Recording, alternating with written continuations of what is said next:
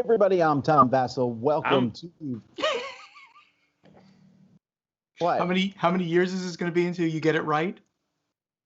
The cadence, Tom. Go ahead, Tom. Do it from the top. Hi, It's not I'm live. Tom Vassell. Welcome to Board Game Breakfast. Joining me today is Mr. Barker and Mr. Garcia. How's that for cadence? That's not the way it works. I'm pretty sure I decide how it works. Oh my In fact, gosh! Turn the camera off, Roy. And I'm the podfather of gaming, Stephen Barnacore. There you go. Now we're in. Z, you want to say who you are, Z? No, you know what? I'm good, Stephen. I'm fine. I'll just sit here. All right, folks. I'm outside currently because the AC unit at our studio broke. Z's at home. I'm here on the porch because there is some semblance of air out here. But the repairman's here right now fixing it. So yay for that. Oh wow! You bought a place that the AC was on the fritz. That's not a good thing. No. We knew it was. Okay. That was factored into the price. I already had budgeted for this, but I thought you were later this year. I thought you were just being cool in your new backyard, which is very cool, by the way. Since I was there and it's beautiful back there. I can't wait for the barbecue that you're going to be doing where I'm invited to. Can't wait. July 4th. July 4th. Can't wait. We're gonna do fireworks. I don't know if we're gonna do fireworks. We'll see. Yeah, that's not legal in New Jersey, but hey, woohoo! It's the Wild West here. Well, folks, I'm glad you're here with us for Board Game Breakfast. I hope that you are excited. We had a top 10 scheduled for later today, but that will be moved to tomorrow. But you want to come to that because we have a contest in it for 10 different things, 5 games and 5 gift certificates from Game Nerds. So you want to show up and do that. Other than that, I'm trying to think. Let's get started with some contributors, and we'll be right back. Hey everybody, it's Ryan from Ryan and Bethany Board Game Reviews. Today we're talking about Fired Up. This is from Draw Lab Entertainment. This is kind of a miniatures game with some arena combat, but we are not playing as the miniatures. We are playing as the audience that is watching this combat happen. We are cheering them on, we are booing them, and the cheers and the boos that we give them influence them what they do. You have all these objectives that you get every round, and you might try to get them to certain people to attack certain people. Maybe you're trying to get certain people injured. Maybe you're trying to make sure that one person has the most health at the end of the game. And on top of that, because we're the spectators, we're also betting on all these different characters as well. So you might bet early on somebody, and you might say, I really think that character is going to be the one who wins the whole thing. And you call that out in the first round. The earlier you make those bets, the more lucrative it might be. However, you have the least amount of information at that point as well. I think they did a fantastic job of production. This thing has just amazing production quality, great minis. The board, however, I will say the board is probably my least favorite board in all of board game history. This is weird, large, 5-sided pentagon-shaped board that I'm a super careful dude when I unfold these boards. This one ripped it to absolute shreds because of how weird shaped it was. It was impossible to open up. They were pretty cool about getting a replacement one, but still I'm salty about it a little bit. But the good news is I was able to forget about that as I was playing it because the game is that much fun. This is one that Bethany really enjoyed as well. It's just a really unique take on that combat. You are not the people themselves. You don't care who wins or loses, other than you're trying to make your bets worth the most amount of points. That's what you're really trying to do. And you might even be able to change your bet or add on to your bet or add on to the different things that you're rooting for. You guys, this is a fun one. It was interesting, but be careful of that board. All right, we've been Ryan and Bethany Board Game Reviews. You can find us on YouTube or Facebook. All right, we'll see you next time, everybody. Bye.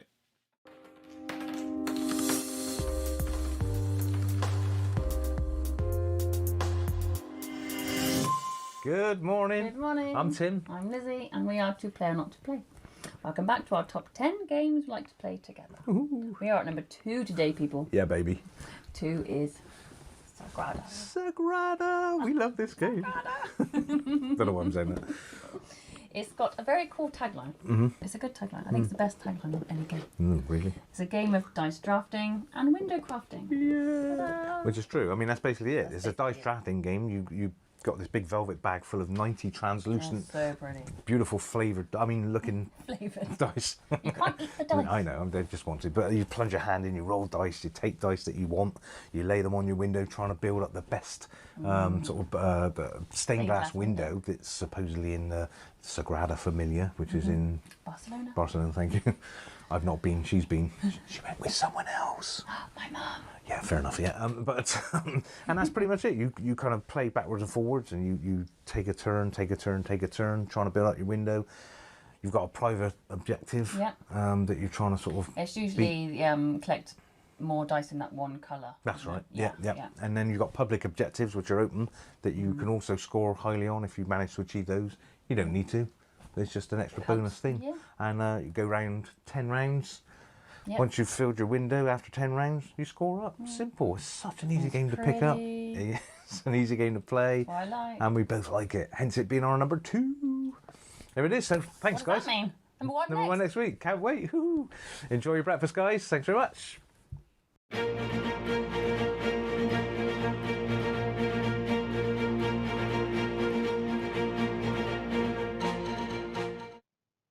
All right, folks. Well, not as much news. Well, last week we were covering 3 weeks worth of news. We have a little bit less news this week, but we have some pretty big news. The biggest board game award in the world was just announced, the Spiel des Jahres.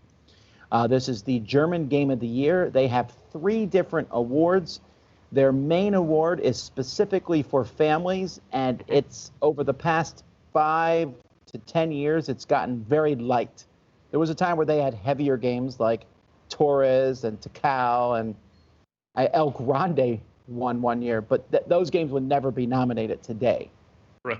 They wouldn't even have an award today because they're not probably heavy enough, right? It's interesting. They're in a weird space now. Maybe Torres.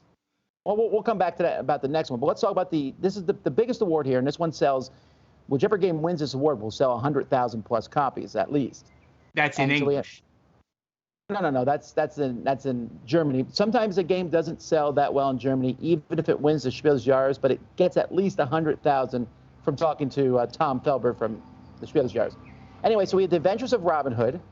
This one has not yet come to English from Cosmos. I would imagine they'll rush it out now that it's been nominated. Yeah, it's almost always how that goes, right? Whenever one gets the nod, if there isn't one in English, it really gets pushed to the front of the line quickly. They want it out now. Sure. Micro Macro Crime City, which is like a Where's Waldo cooperative game. And Zombie Teens Evolution, the sequel to Zombie Kids Evolution. Now, the interesting thing is all 3 of these games are cooperative games. That is very interesting. I did not know that. Micro Macro has been touted for like the entire year. Not the entire year, but it's this thing has got to be nominated. In fact, Ignacy predicted that, and he's going to win that prediction on the show. I'm going to predict that that's going to be the one that wins. Yeah, I agree. So I don't know. So too. I don't know anything about Zombie Teens at all. Zombie Teens is a very, very light cooperative game, but it's legacy. So you start with some kids, some teenagers fighting off zombies. It's very basic. You're not even fighting zombies off as much as you're just trying to get packages from one spot to another. And then after a few games of that, you add some more stuff, and you open an envelope, and there's like 13 envelopes, and then you have a slightly more complicated game at the end. That's interesting, seeing a legacy game get nominated for this award. Yeah, well, but Scorpion Mask has a lot of Spiel des Jahres type games. They do a lot of party games and things like that. Yeah, but I think you're right. I think Micro Macro here is going to do it. They already gave a lot of love to Michael Menzel for Andor, Legends of Andor. Sure. So I'm thinking, that's going to be the critical darling in the middle there. And by the way, Steven, I don't care what Ignacy Trevicek has predicted. You tell him that I saw his video of his 5 favorite board game reviewers, and guess what? I wasn't one of them. Was Tom Vassell was I one? You were not one of them, Tom. Yes! And that's a garbage video. I agree. I review a lot of his stuff because I I'm the one who reviews Portal things. And guess what? I have a sneaking suspicion his product quality is about to take a steep nosedive. You having nothing to do with that video he made. Okay, all right. No, unrelated. Back on topic here. I've heard good things about Robin Hood, though I've obviously never played it. It's like you said, it's only in German, but I've actually heard good things about it. And it has Michael Menzel art as well. He's really known for his art more than his game design, though this is his kind of second big game, I guess. And I do think Micro Macro is gonna win this only because it's so different and so interesting in concept. I saw this game when it was in prototype form, and I was like, "Yeah, this is great. This is going to be." The only thing I think that's odd about Micro Macro is that the game itself, theme doesn't fit. The game is about you're looking through the city and you're looking for people. Almost every crime, not all of them, but almost every crime involves a murder, and that's not a theme that I would imagine is as common in Germany. They're looking for very non-violent themes, right? The game isn't violent. You're hunting the murderer down, but it will show they're cartoony, but it shows the murders. Anyway, so the other award the other big award they do, the Kenner Spiel, this is quote unquote their more advanced game, but essentially what it means is if it doesn't qualify for the Spiel des Jahres, it fits in here because the range of complexity from Fantasy Realms to Lost Ruins of Arnak is quite a large jump. It's like Fantasy Realms, then you jump all the way up to Paleo, then you jump up to Lost Ruins of Arnak. They're all fine games. I just think it's interesting. This is a very wide range. Yeah, because of Fantasy Realms, yeah. I don't know who I think might take it here. Maybe Arnak. What do you guys think? Arnak's got the most unique. I don't know the gameplay, but Arnak has gotten the most buzz. Yeah, I think. But I don't know that affects the committee as much. True. Fantasy what did you Realms say, seems Tom, too about unique? Small. Paleo. I think Paleo might get it. I'm gonna go out on a limb and say that the more unique, and it's also cooperative. It's the only one of these three. That's 4 out of 6 games here. It's cooperative, by the way. Yeah. I think Paleo would be an excellent pick. I think Fantasy Realms is very good too. I have not played Arnak. I know it's a little bit heavier, but Paleo would certainly, giving the nod to it would reward some very interesting game design. I'm gonna go Arnak. Combination of the original Spiel des Jahres. Sorry, go ahead. I just said I'm gonna say Arnak. I'm gonna predict Arnak. Okay. So the recommendation list for the Spiel was Biz 20, Chakra, Point Salad, Switch and Signal, and the Key, Sabotage at Lucky Llama Land. I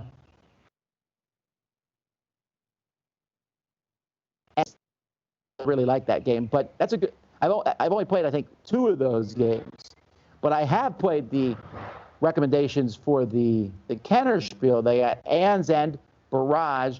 That's a really heavy game. Gloomhaven, Jaws of the Lion, and Rift Force. So that's a pretty heavy-ended recommendation list. Like, those are gamer games. Yeah.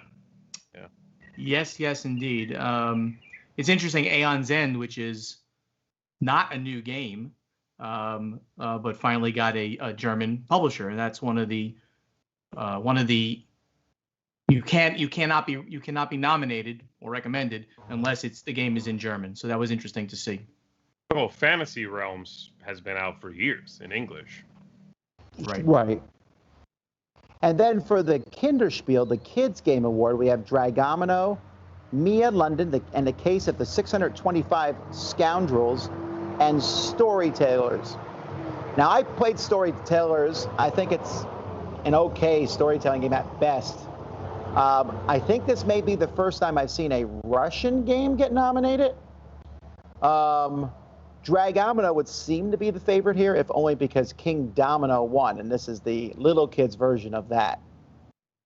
Possibly. Now, it's interesting. Mia London, one of the co-designers, is Antoine Boza, and if that wins, then he would be the very first person ever to take an award from all 3 categories. Wow. Is that like a... Is that true? And Kinderspiel. That's true, yes. Wow, nice call. And I'm going to make another interesting commentary here that Le Scorpion Masque has been nominated for the Spiel des Jahres and the Kinderspiel des Jahres. I'm not sure if that's the first time a publisher is into. No, probably not. Again, I'm sure it's not. But they're in both categories, and that's kind of a cool thing too. Well, speaking of not speaking of them, but I think they do a good job marketing.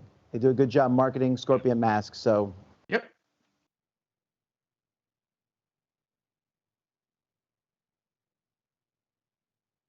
Tom?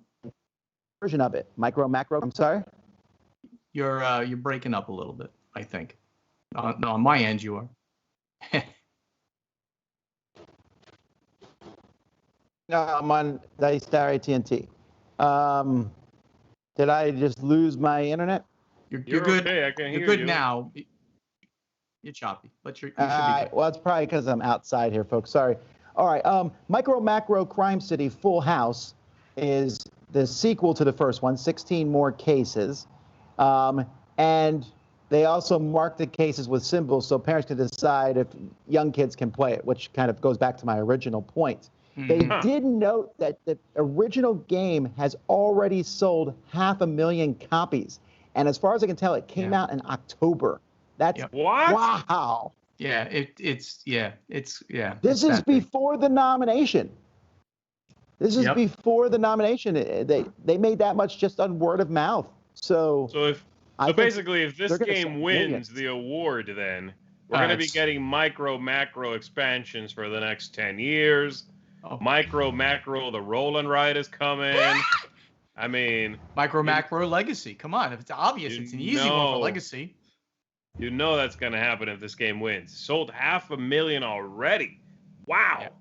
This was like this thing is so big. It's like when Exit kind of came out, and then it was just boom, boom, boom, boom, because they realized that the whole system, the whole concept was just gonna work. They're these little one-shot things, and once you play one, you want to play another. Oh, and guess what? You got to kind of throw it in the garbage once you play it. So you got to buy another one. So it's like it's a real big money machine. But they're good games, so who's gonna complain, right? Yeah. All right, Bright Eye Games. This is from UK, and this is an offshoot of PSC. PSC makes big, gamer games, and so they made a smaller one. One of the things from Bright Eye Games here is Cora Quest, made from our very own Dan and Cora put that one together. And there's also Termite Towers, which looks cool. I've always wanted to see one of those termite towers, these giant ant hills. Well, they're termite hills, but and Waggle Dance, which is yet another game about bees. Wasn't Waggle Dance already out? Yeah, Waggle Dance is a reprint. Yeah, this is this came out a bunch of years ago. I don't know how long exactly. It was a good game. I remember it. I remember the dice especially stood out to me. I don't know if you recall this, Tom, but the dice, the pips were hexes. It had little hexagonal pips. I do remember that. This was, that's right. I remember this company, Grubwin Games. I gave this a 7, so I must have liked it. Obviously, I liked it too. It's good. You're right. I like the dice in this one a lot. I love the fact that Dan Hughes has gotten his game published. He is such an awesome, fun guy, and he's been working on this project with his daughter. I think this is a triumph for him. I'm just happy about that. I agree. Funko Games has announced a bunch of stuff. We didn't mention this last time. Funkoverse has Space Jam and Marvel, because apparently Marvel gives their license to everyone. They really do. So this Marvel is in Funkoverse, and it's in Unmatched, and it's everywhere else. I'm actually a little less excited about this one because it's already in Unmatched. But I can play Thanos against Batman now. That's true. That's Thanos true. against the Golden Girls. That is they tried to put that in Endgame. I don't know if you knew this. A little bit of trivia for you. And it was even Thanos could not snap those ladies out of existence. They're just too cool. Here's the thing I'm disappointed about. They got the Seinfeld party game about nothing, and it's just trivia game, so whatever. But I was hoping there would be Seinfeld Funkoverse. So unfortunately, that's not the case. Shame. Missed opportunity. All right, Stonemaier Games has announced an expansion for Between Two Castles. No, was anyone asking for this? Castles of Mad King Ludwig. I'm not saying the whole name. Right? You have to say. That's correct. Now, what's the other one called? Oh, Between Two Cities was the original, right? Right, so there's Between Two Cities. And then Castles of Mad King Ludwig, and then Between Two Castles of... Okay.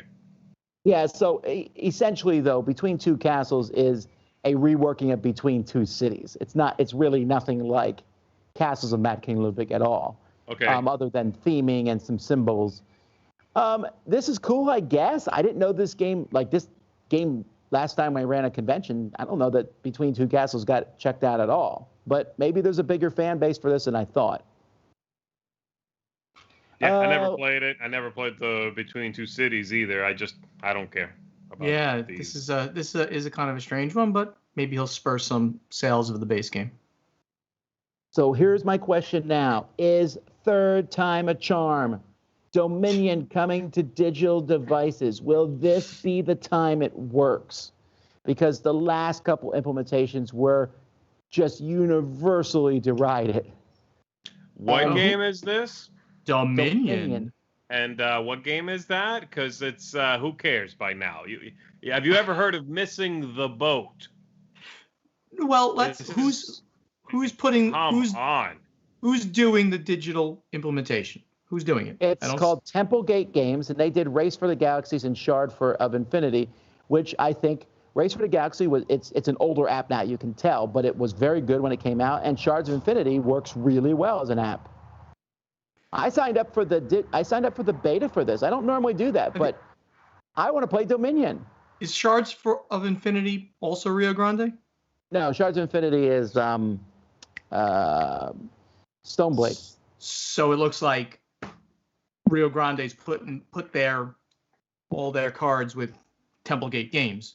Maybe, but again, like I said, the last implementations of this were so bad. It was just terrible. They even had, for example, you could buy the expansions with this fake currency. But when you bought the fake currency, the amount of money that you bought the fake currency, if you want to buy all the expansions, you had to buy an amount of fake currency that was more than you needed to buy all the expansions. I have no idea what that means. It's that old trick of this is Pokemon coins. This expansion costs 5 Pokemon coins. For 10 real dollars, you get 6 Pokemon coins. Great. So now I have one left, which is just sitting there tempting me to buy more stuff. It's that old thing. It's so gimmicky. It was so manipulative. It was a terrible implementation anyway. I don't know what's going on, but this is at that point now where if you haven't called back this person after 8 years, don't embarrass yourself. Just don't call. This is the game version of that. Just stop. So this is what they're saying about this game, though. They're saying the AI is so good, it's able to play cards that haven't been designed yet. Essentially saying... What? No, they're saying if a new card is designed and put in, the AI will know how to play it. That's a very big claim. I think it's really cool. I don't know that I would claim that till it happens. This expansion's ready. Yeah, my question is very cool. Are there any Dominion cards that haven't been designed yet? How many expansions does it have, give or take? Is it 13 10 at this point? 15 major expansions, not just I think it's 12 or 13. Tom, wow. You know. Ish. I don't know. I've stopped counting. I stopped counting after they said this is the final expansion, and then came out with an expansion the following year. Right. Oh, Dominion set a whole thing in motion. It was I always say it was a mechanic in search of a game. Kudos to them for keeping it going so long. I'm playing this all the time, and we're going to find out if big money truly is the way to win Dominion. There you go. All righty. So, last news. Chip Theory Games, who's known for Too Many Bones and their games with poker chips, they got a Hopalmachus on Kickstarter right now, has made some sort of deal with Bethesda in the Elder Scrolls universe. They put up a logo and they said more information coming in 2022. So I am immediately now forgetting about this because whatever. That's a half a year away. I don't even know why we're recording. You're supposed to hold your breath until 2022. It's a big license, so there's that. And they make good games, but this seems like a very, very early announcement. Yeah. Yeah, I wonder what prompts this kind of move. Let's get ahead of other people who might announce having this license. Like, what prompts this sort of announcement? It's kind of like when Marvel says, they put a teaser for a movie that's coming out 2 years from now, I guess. I don't know. I don't know. Either way, folks, that's the news. Thanks for watching. Here we go. Happy breakfast, everyone. In the next week or so here in the UK, we are going to have some COVID restrictions, at least somewhat reduced, meaning we can finally go into other people's homes, although there's still limitations on group sizes and everything. And it got me thinking, there's a load of games that have been sat on the shelf for a long time that just haven't been able to play. Now, one game that is perfect for just bringing pure fun and enjoyment to everyone around the table is Ice Cool. Now, don't ask Dan Hughes about this game because he really doesn't like it, but it's just perfectly good, family-friendly fun, and that's really the sort of game that we're going to want when we finally meet people again. One you can sort of talk and chat while playing, but you can still flick the penguins and try and get them through the doors, collecting the fish and everything. Ice Cool is one of these dexterity games that never really gets boring, despite the setup being the same and the aim being the same. Yes, there's 2 different modes. If you've got Ice Cool 1 and 2, you can combine them to make sort of a race. Or if you've just got one, you're basically trying to... one person's catching everyone else by flicking their penguin into the others. It's just light-hearted fun.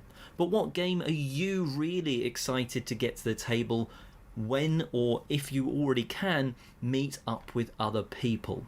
Let me know and have a great breakfast.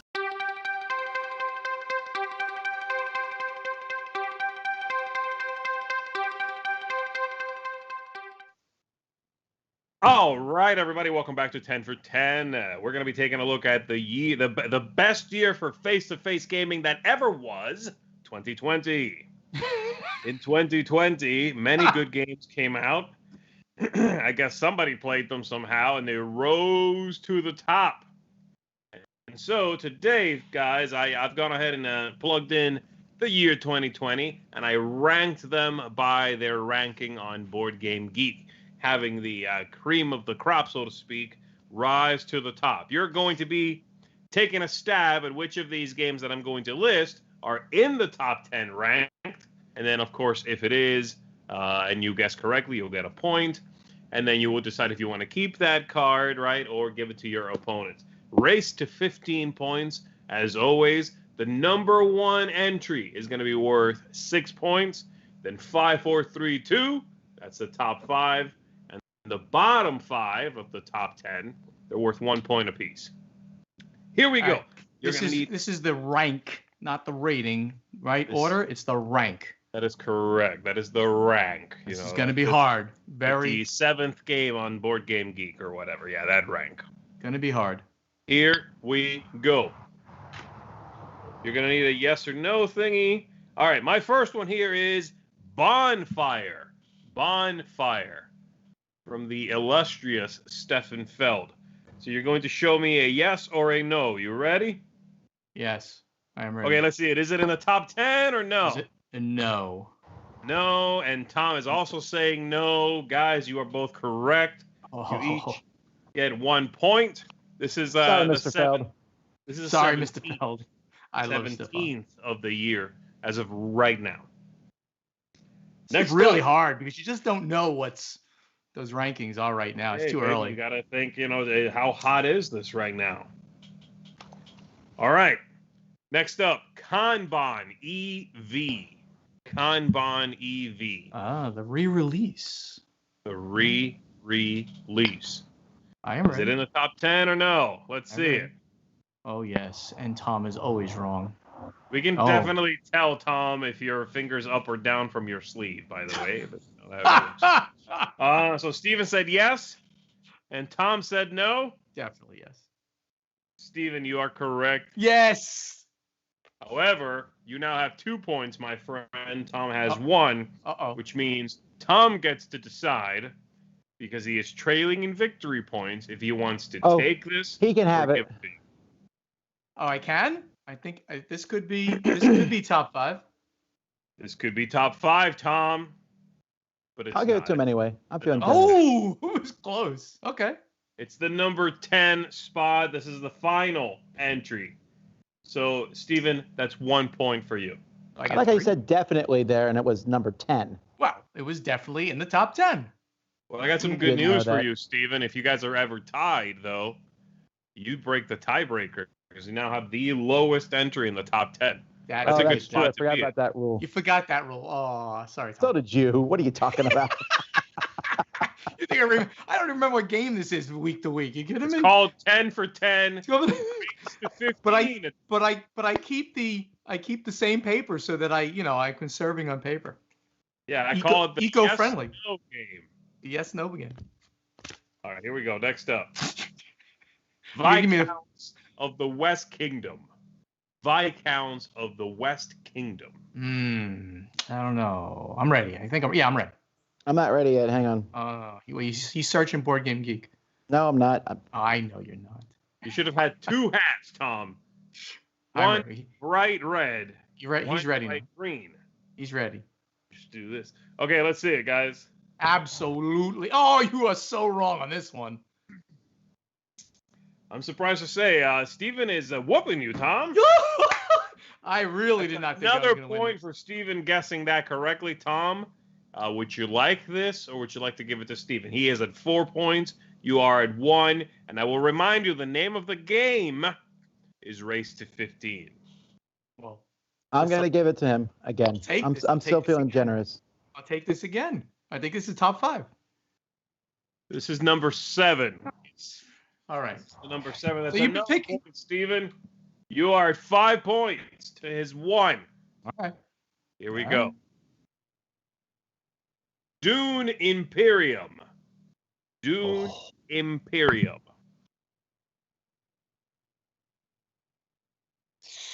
Ready? Okay, I'll do it. Okay, let's see it. You are both correct. Ooh, I was almost going to go no. Steven, you get 1 point. That brings you to 6. Tom, you are now at 2 points. And Tom, you're still trailing. Would you like to give this away? I'll take Dune Imperium. Thank you, please. You're going to take this one. Okay. Take Dune Imperium. Tom, what do you think it is, Tom? You seem so ready to jump at the bait. I think it's either 2 or 3, so I'll go with 3. It's number 4, Tom. That's very close. Number 4. Number 4 is 3 points. Again, from the top, it's 6, 5, 4, 3. All right. So 3 points for you, Tom. Is pretty good because it brings you up to 5, right behind Steven still. 6-5? 6-5. So that's how you're gonna win. You're gonna beat me on those. You got to be careful. He's been saving back the big plays. Yes, he has. It's called the Queen's Gambit. I'm trying to think what number 3 is. I know what 1 and 2 are.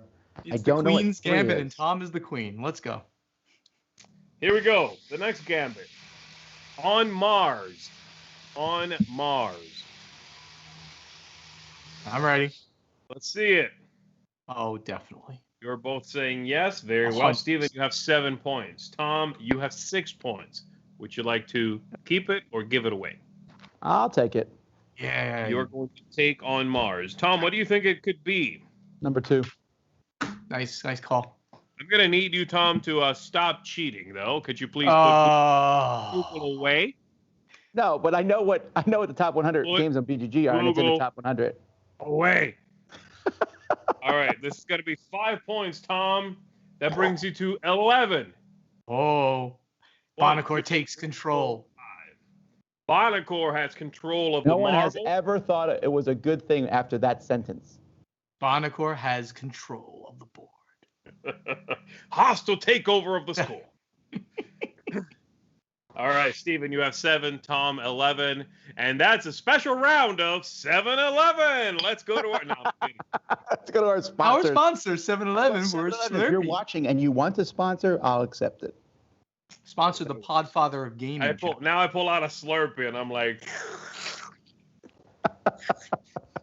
You know what? I'm going to send you some. For the diet contest we're doing, I'm going to send you some Slurpees. There you go. Thanks, Steven. You're so great. I'm a good guy. All right, next up, Beyond the Sun. Beyond the Sun. In the top 10. And don't forget now, Tom at 11, you got to just guess right 4 more times, and this is yours. I'm ready. Okay, let's see it. You are both saying no. You are both correct. This is the 18th. It Steven, shouldn't be. It is an excellent game. I just played it 2 days ago. I have not played it. Steven, you're at 8. Tom, you are at 12. Next up. Ether Fields. Ether Fields. Oh, wow. I'm ready. Yep. Let's see it. You're both saying yes. You are both incorrect. Ooh. This is 42. Wow. Did not get up there yet. This Well, is I mean, it gets a lot of people. Trash. No. It just means the people who play Ether Fields are going to like Ether Fields. You know, it's not. Okay. Do not interpret my data for me. It's trash. Okay. Thank you. Thank you. Thank you for the clarification. I'm sorry, Alex. You Alex opinionated Garcia. jerk. And they're not coming to sponsor you. I'm sorry. They were about to call. They're like, oh, no. Oh, no. He's too opinionated. He's too controversial now. Just say a political thing now. We can't deal with this guy. All right, next up. Castles of Tuscany. Castles of Tuscany. Ready. Let's see it. You're both saying no. You're both, again, correct. Steven, you're at 9. Tom, you're at 13. Castles of Tuscany is 52. He's just going to creep up to be the winner here. This is No, you're in a really good spot. If the number 1 comes up, you grab it and win. Yeah, okay, great. Thank you. Is it going to come up? Calico is next. Ready. All right, let's see. What do we got? Okay, you're both saying yes. Steven, you have 10 points because you are correct. Tom, 14 points. And obviously, Steven is going to take this or he gives you the win. Calico is number 8, Steven. So it's just 1 point for you, bringing you up to 11. 14-11, right? Okay. 14-11. Here we go. So he's got to get this 1 wrong. or 5. I need this to be. You need this to confuse him, confound him, throw him off. Here we go. Next up. Eclipse, Second Dawn of the Galaxy. Oh, does that even count? That's a reprint. It's a separate entry on Board Game Geek. Interpreting. Yeah, my I'm ready. date. I'm ready. Ready? You're both saying yes. Very well. That is correct. 1 point for Steven. I take it. 1 point for Tom. I take it. You're taking it, okay? For the win. What do you think? Well, let's see. Okay, the number 1 spot would be 6 points. It's not number 1. Not number 1. Definitely give you the win, but you know what? Tom's right. It's not number 1. Okay, fine. So the number 2's out. Now, if it was the number 3, it would be 6, 5, 4 points. Brings you up to 16, Steven. And I tie, and then I win. No, he has 15. Oh, he I just would made win. it to 15. It's not. It could If it's be number not 3. It could be number 3. It's very well regarded. It's very well regarded. It's a great game. I haven't played second edition. I played the first. It's phenomenal. Yes! This is the Thank you. I'd like to thank the point. Academy. I'd like to thank my mom and dad. Thank you again. So where was Arnak Z? Is that number 5? Yeah, it's right there. Look at that, Steven. Thank That's you, baby. You, baby. Very, very Italian-looking colors. I like it. Like that? You like that? All right, let's take a look at the list, Tom. If you must. Arnak's going to be next on the list, definitely. Let us find it. Oh, what is number 1? 1 is Gloomhaven Jaws of the Lion. Oh, yeah. Of course it is. All right, so it is Gloomhaven Jaws of the Lion 1 on Mars 2. Eclipse, Second Dawn, 3. Dune Imperium was 4. Arnak was 5. Pandemic Legacy Season 0, 6. Wow. I forgot about that. Viscount 7. Calico 8. Number 9, I'm quite happy to not come up because it's Praga Kaput Rekni. What? Are you serious? Yeah. Okay. Praga Kaput Rekni? Sure, why not? And then Kanban after that. What is Praga Kaput Rekni? It's something you should stop saying. It's a very harsh curse word in Romanian. Is Praga it Romanian? is from the guy who made ships. You know, I've probably seen it. I've probably seen the word and never been able to pronounce it. Is it Romanian or is it like? I don't know. Why are you so caught up its name? Look it up. It's a heavy euro. You're allowed to use Google again now, Steven. You won. You're allowed to do anything now. All right. In fact, I double dog dare you to celebrate with a dozen donuts. Come on, do it. Not doing it, Tom. Oh, you still owe me that money, Tom. All right, everybody. That's going to be it for our game. Let's check out some more contributors. Hello everyone, it's Clara and I'm back talking about board games. Considering digital versus physical board games. And today is a game that I have played an awful lot online on Board Game Arena, and the game is called Welcome To. But I haven't played the physical game, so the question is, should I? And yeah, so Welcome To is one of many, many roll and write, flip and write games that are out there at the minute, but it's quickly become my favorite.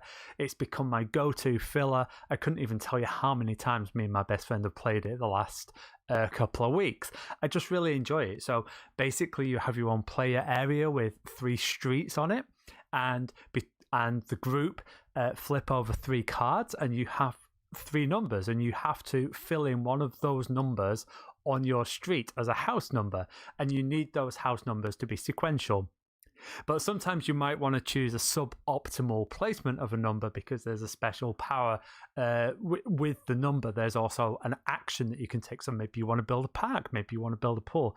And so for me, this game, what really makes it sing is when I'm comparing like with my friends, like, oh, you did this, you placed this here, you went for this strategy. I love the discussion about this sort of game, even though it's very much a game that you play on your own in a group. I like the discussion, and I think that if I had the physical copy, that discussion would be instantaneous. We'd be looking as we're doing it and discussing it, and I think we'd probably double the play time, but I enjoy that discussion. So for me, I really do want to buy the physical board game. I think I'd really appreciate having it, and I'd enjoy playing it. And I gotta admit, there's some beautiful expansions with Halloween map and Winter Wonderland. So for me, Welcome To is a game that I love playing digitally, but I really do want to buy the physical game. Until next time. Bye. Hey, I'm Grant with Grant's Game Rex, and today I want to recommend the awesome game Champions of Horror. Harrah's. Champions of Harrah's Casino, where the fun never ends. This game is really amazing and deserves so much more love than it gets. It has everything. It has world building, it has storytelling, it has miniatures, it has combat, it has flamingos. It doesn't have flamingos, but it has everything else. You'll be playing as a character. Each of these characters has their own backstory and cool storyline. They each also come with their own custom deck of cards. These cards will allow you to move around the board or fight monsters. Throughout the game, the board will be populated with different monsters or events. As you move around and fight these things, you will be able to gain energy to move up on these various tracks. As you move up, you will unlock cool new special ability cards. I personally prefer the arena combat version of this game because it's very open sandboxy. You can go anywhere, you can fight anybody, you can do anything. It feels like anything is possible. Anything's possible? I'm gonna be a dancer. but I definitely see why other people would prefer the cooperative storytelling version of this game, because it gives you tasks and it gives you objectives. So if you are somebody who likes structure, then you're gonna like that version of the game more. You'll never be a dancer. In the end, I think this game has something that's gonna please all different types of gamers.